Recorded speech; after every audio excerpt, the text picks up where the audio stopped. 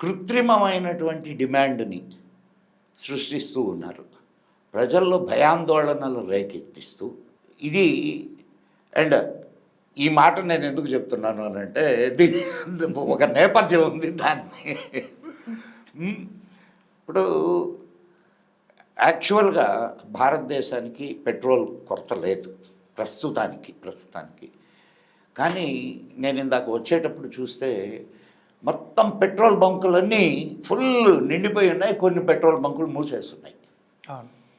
Petrol నిజంగా రేట్లు పెరగలేదు, కొరత లేదు.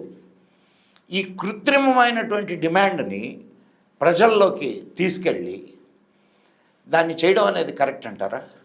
అంటే ఇది ప్రాపగాండా కాదంటారా? యా, రెండు పార్టీస్ ఉన్నాయండి దీంట్లో.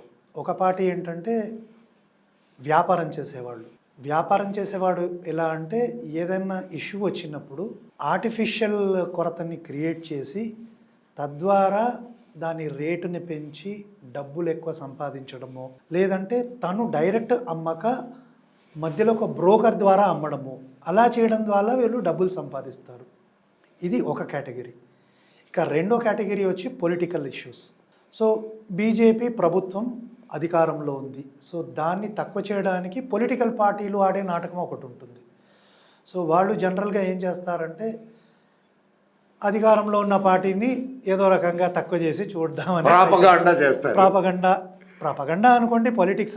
నేను ఈ ప్రాపగాండా అనే వర్డ్ వాడడానికి వెనుక ఒక కారణం ఏంటంటే ఈ మధ్యన ఒక సినిమా రిలీజ్ అయింది, మీకు కూడా తెలుసు, దురంధర్.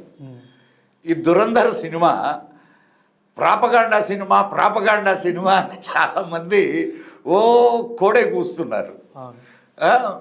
మరి ఈ కృత్రిమ కొరత ప్రాపగాండా కాదా? తప్పనిసరిగా ప్రాపగండానే.